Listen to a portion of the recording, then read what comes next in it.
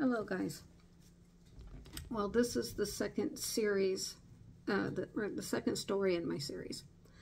It makes me really nervous to tell this story. This is the scariest one for me because, well, I'm not going to tell you in detail, so I'm not going to give really hardly any details. I'll give you a couple. But, okay, I worked at a casino for 10 years in Vegas, near Area 51, of course. The first year I worked there, everything seemed fine. God, I was the happiest person ever. I was making good money. And I just thought it was the best. By the second year, they had hired a new employee in my department. I was separate. There was many departments in my department, but I was separate in the manager of my department. I'm sorry, I just have to choose my words carefully.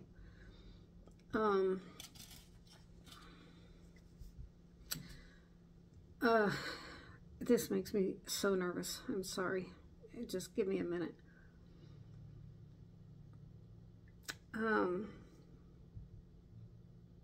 Okay, well, you know, a lot of weird things happened there over the 10 years that I worked there. And,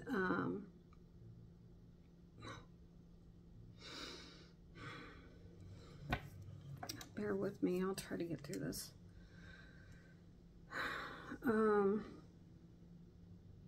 Well, anyway, it got so bad. It got so bad by the end of the 10 years that I moved out of state. I quit my job and moved out of state because I was scared something bad was going to happen.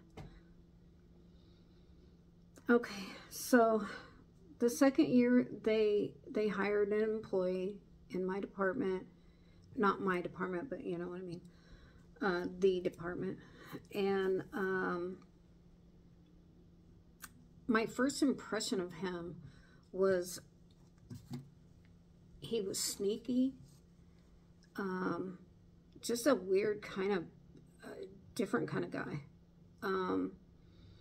I felt he was sneaky and on a creepy level. Like he'd always try to act like he was, like you'd been friends for years or something, and I didn't even know this guy. So, you know, I mean, yeah, there are people you can do that with, but when you're in a working situation, it just seems like, you know, you're more on a professional level. You're not like, hey, bud, high five, what's going on? You know, I mean, it's just not like that. And everybody's busy trying to do their job, especially me. I think I was the hardest working one in that whole department. But anyway, let me look at my notes. So anyway, I was just wrote that it was inappropriate behavior, I felt like. I mean, he didn't ever high-five me or anything. But it was just like, I always felt like he was trying to make me feel comfortable. Like, and I'm very leery. I've been through a lot of shit in my life, you know. So I am very leery, and that tactic didn't work on me. So he worked in the department where the other guys, there was a couple other guys, and they were filthy dirty. I mean, head to toe. So bad so that they would sometimes have to take a shower in the casino before they can even get in their car and go home. That's how bad it was. This guy, this new guy, he was never dirty. His hands, his clothes, nothing, just spick and span the entire time. Like, I'm like wondering where he works. I never saw him work. I was all over that casino every day. You know, that was part of my job, is to check everything. I never saw him working. I never saw a wrench in his hand. I never saw a tool, carrying a tool or anything. I never saw like a tool belt, like nothing that would indicate that he had worked. So that was the first red flag. So, well, or the second, because, you know, of how he would act inappropriate. But, so that was the second red flag. So then immediately, as I would be checking the casino, I would see him following me. Or I'd be busy doing something and I'd look over and there he is.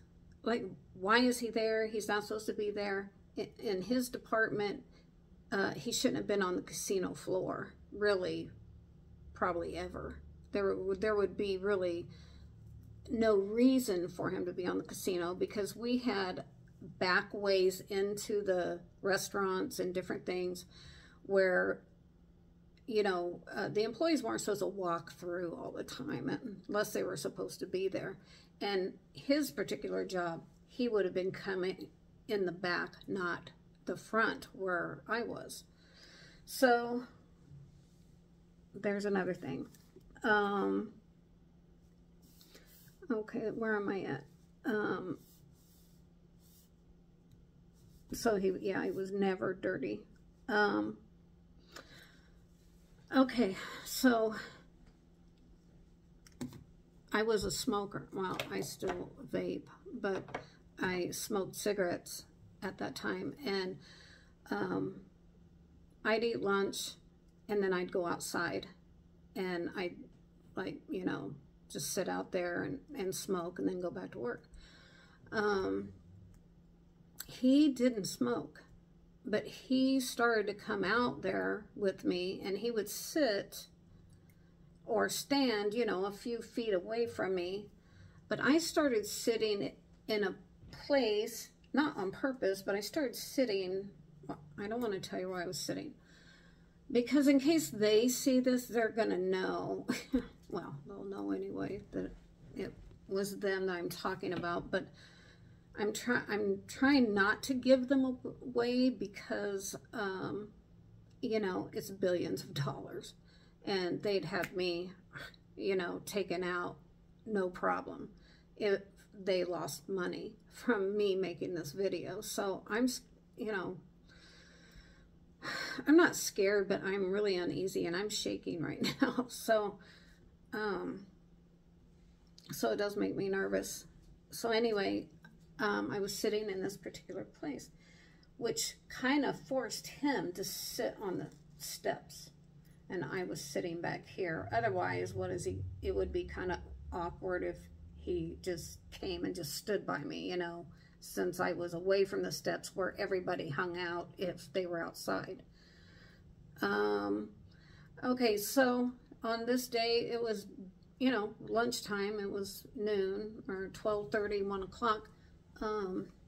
The sun is shining. I don't think there was any clouds in the sky or anything, and he's sitting there, and he didn't have any glasses on. I always took my sunglasses, but he didn't have any glasses on. And as he was talking to me, I forget what he was talking about, but it was not important, you know. He didn't ever say anything too important. So it was just like small talk. And he was in mid-sentence, so I don't know if he intended to show me this or not. But in mid-sentence, his eyes went like that. Well, not his eyes, but another eyelid came down. His eyes were open, and another eyelid from the center closed and opened like a reptile, like an alligator, just like an alligator. I think birds do this as well. So it was just like, it was like a second eyelid that you would go underwater with, you know, like an alligator, and they'd still be able to see. So I could still see his pupil and his iris, but it was cloudy looking, you know, while that thing went over, and then when it came back, then it was clear. So I am just positive that he's a reptile. I'm positive. There's no doubt in my mind about it.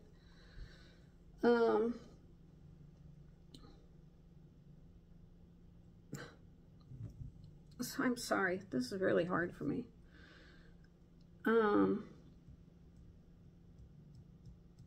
Okay. Here I've got, was he a good or bad reptile? I don't know. But I didn't get a good vibe off of him, ever. I never had a good vibe. So, and I just always felt like he was sneaky. And he was always following me. And it just creeped me right the F out, you know what I mean? Okay, so then after that, this is probably a few years in. Like, he was very patient. Like, he would take his time trying to warm up to me. One time he said, "Oh, well, I'll take you over here sometime. We'll go sometime." You know, like we were friends out of work or something. We weren't friends out of work. But he'd be like, "Oh, yeah, sometime I'll take you up there to Pahrump or whatever and show you this or what." You know, it was very, like, kind of too lighthearted, I felt like. And I'm like, "Oh, yeah, but oh, hell no, I would never go with him anywhere." So, so I want to say probably the 8th year in, well, that I noticed. I mean, this could have been going on the whole entire time. I don't know. I just now thought of that. Oh, wow. Yeah, I just never thought about that before. But anyway, yeah. But anyway, when I started noticing it, it was probably year 8. And he started following me home. He'd be a few cars back, you know. But I would see, I'm looking in my rearview mirror. I have eyes, you know. Like, I could see his car.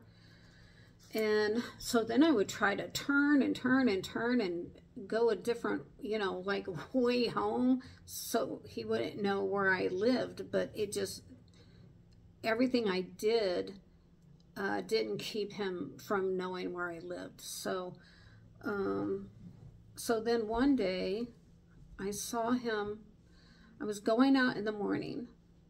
So, I lived in this little, I called it a dollhouse because, well, it wasn't a tiny house, but it was a small house. It had 2 stories and a garage, and it was nice, and it was totally big enough for me and my daughters. And so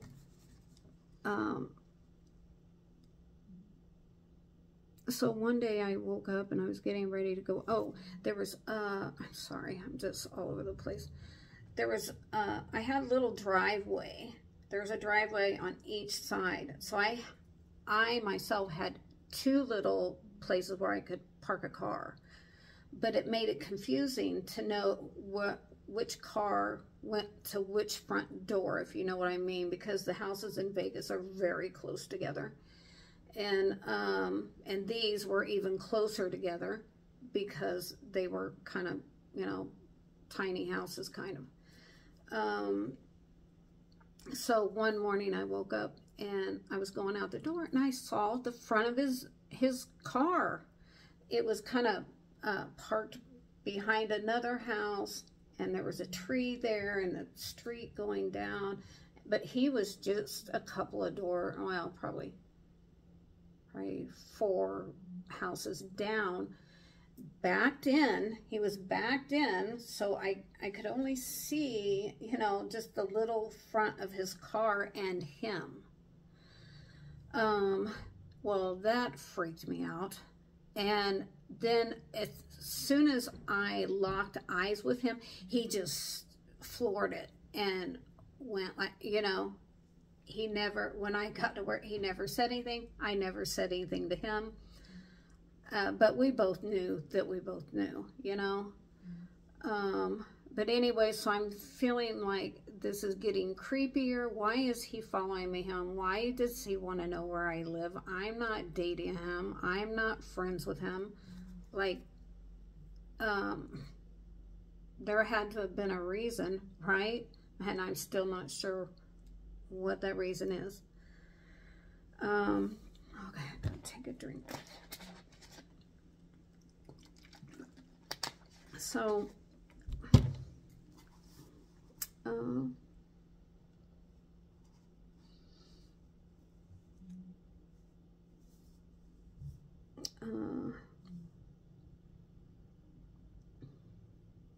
oh, so my side note is, yeah, I don't know.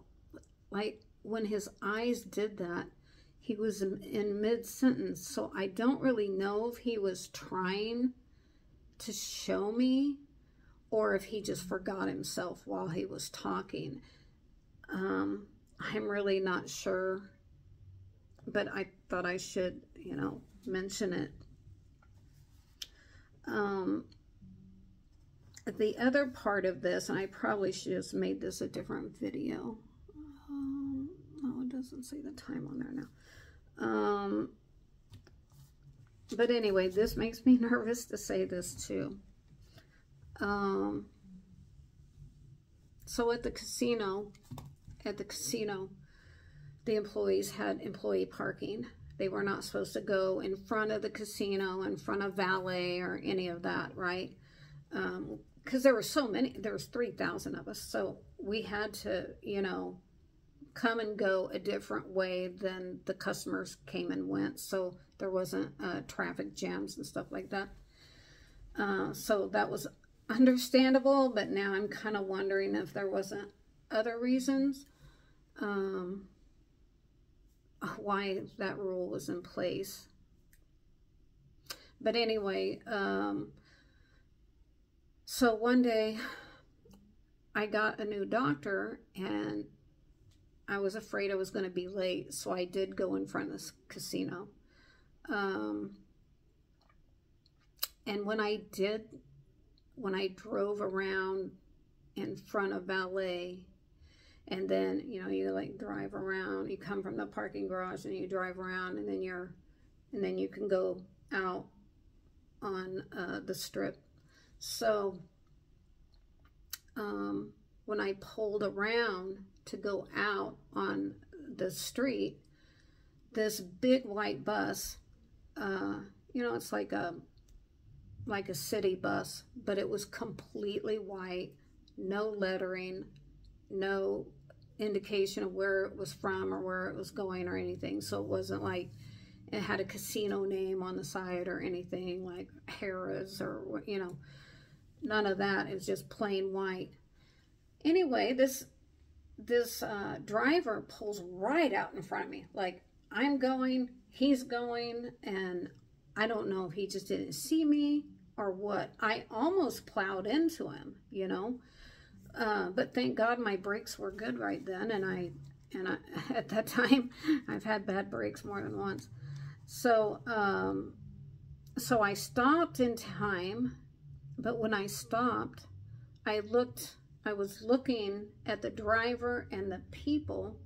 Every seat was taken with a man or a woman, but they all looked like they were in a cartoon or something. Like their heads were bigger, probably twice the size, you know, of my head.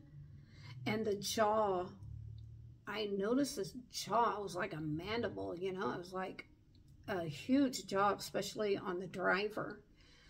And all the people just looked weird. It didn't look like regular people sitting. I felt like it was in a cartoon. Anyway, they all, when I slammed on the brakes and the driver saw me, they all turned their head to look at me. And they all smiled really big, like all at once, all of them, including the driver. It was the weirdest fucking thing I've ever seen in my life. And you may think I'm crazy, but I guarantee you if you go there, you'll probably see it too. Okay, so that happened. So that piqued my interest. Now I'm like, what the hell is going on? So my mind just started reeling on that. Then the very next day, I just decided I'm going to start going that way because I got to figure this out, you know. So the second day was same bus, same driver, but now he had a jacket hanging in the driver's window, but so I could still see, you know, like this part of his face, but I couldn't see the back of his head. But I could see about, you know, yay much, but I could still see that his jaw was enormous and not right. So, I mean, I've never seen anybody with a head or a jaw that big ever in my entire life. Okay, so that was the second day. And the people this time were not looking at me. And he was more careful driving, and he didn't pull out in front of me. He waited. But I'm trying to look, you know, and everybody in the bus was like looking down or away or whatever to where I couldn't see their face. So that was weird. So that piqued my interest even more. And then the third day, oh, let me look. I think it was the third day the windows were blacked out. Oh, the third day, the driver now had a curtain. So no more jacket. It was a curtain, and he had it pulled to where I could only see just like his nose. I don't think I remember seeing his eyes even. But just barely of his face, and then he just drove fast. Okay, and then the fourth day, all the passenger windows were blacked out. But I'm still straining to see, and I'm almost like not caring if he knows I'm trying to look or not. So, because I wanted to see. And so, okay, on the fifth day, the driver's window was blacked out. The front windshield was not blacked out, of course, because you got to be able to see to drive. And that's illegal. But all the other windows were pitch black. The darkest tint on a window I've ever seen. So, there you go. I couldn't see them anymore. I couldn't even see the driver unless I passed, you know, like if he's sitting there and I came in front of him, I could kind of look in. But when I did that, he would look down or away, so I couldn't see his face anymore. This went on for months. I did this for months because I just wanted to see more. And what are they doing in there, you know? So anyway, I'm pretty sure that was, they were coming and going to Area 51, or God only knows where, to some base or something. Because it just wasn't normal. Okay, I think this was it.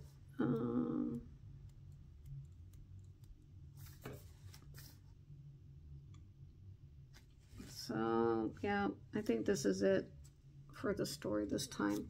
It makes me really nervous, but, and that's why I don't want to tell you what casino. I don't want to tell you, you know, what road I was on or what department I was in. I'm not trying to be, you know, secretive or anything. I'm just trying to be safe. Because I don't know why these people are at least that one guy, why he was trying to connect with me.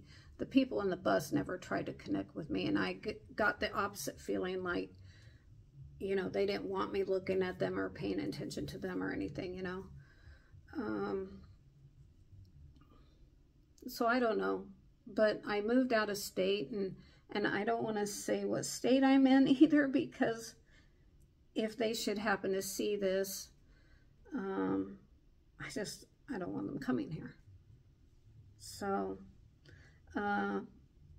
hopefully I haven't said too much that'll piss anybody off. And if I have, please reach out to me before you kill me. Please reach out. I'll just take this video down. But this is the time of the disclosure, you know, and we're all a part of it. And, you know, like Robert Earl White on Order of Light, his channel, you know, he wanted me to come on and tell the story.